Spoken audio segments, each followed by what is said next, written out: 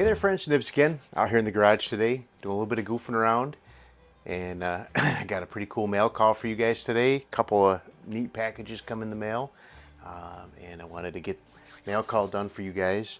But before we get into that, I had a couple people ask me about how I was doing with the 850 that was sent in, a gift from channel member, and I had gotten a seal kit in from Cobalt 327 eBay store and put it in here, and it actually is doing pretty good. So let's go ahead and take a couple shots with that before we jump into the mail call. I'll definitely do a much better video on this one down the road, but it's doing pretty good. It's got pretty good power. These were never a powerhouse. Very much like the power of a Daisy Model 840 or a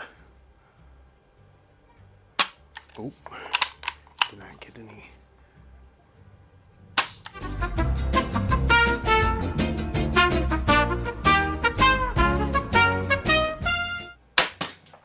Definitely holding air still, so all right, back to the drawing board with that one. But it's a work in progress. The seal kit that came from Cobalt was intended to go in like a 753. It's a little bit different than the 850. Very, very similar designs, but they're not perfect match up.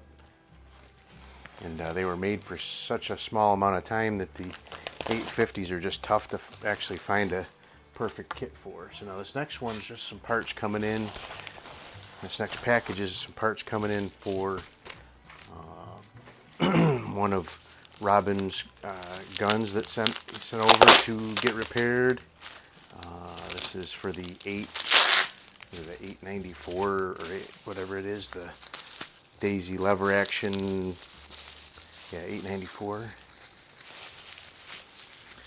So right off the bat, so I got a seal kit on order for that as well, but right off the bat, I found that his that 894 had a broken cocking lever. This tip was broken right off. So we're going to go ahead and put that in there. He did say that it also does not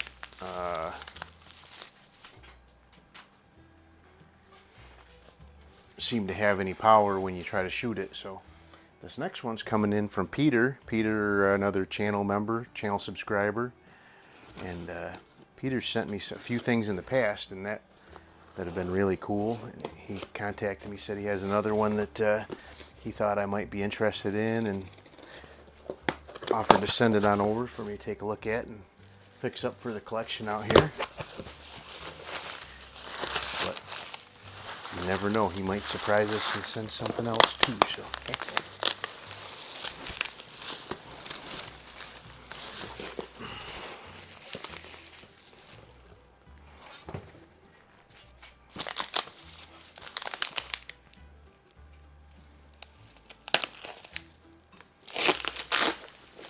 okay, so the box says RWS on the outside. Pretty cool. Oop, stuff falling out. I think it was just a pellet. But we have, ooh, that's got a nice feel to it. So we have a RWS model C225, which is a pellet gun. I have no idea how to work it.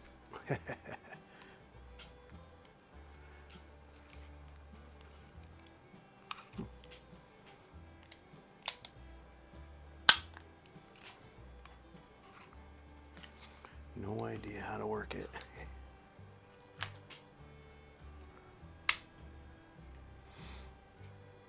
He said that I'll have to play around with it some more, figure out how to actually work this thing, but he said that it was not, so it would shoot, but it would not advance. There's like these little revolver wheel deals kind of like the Crossman. A couple of different Crossman guns use those similar looking jobs there. So, but yeah, I don't know how to work it.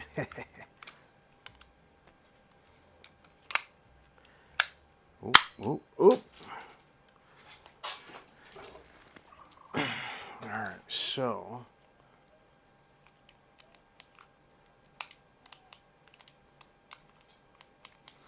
looks like the pawl is not doing anything anymore.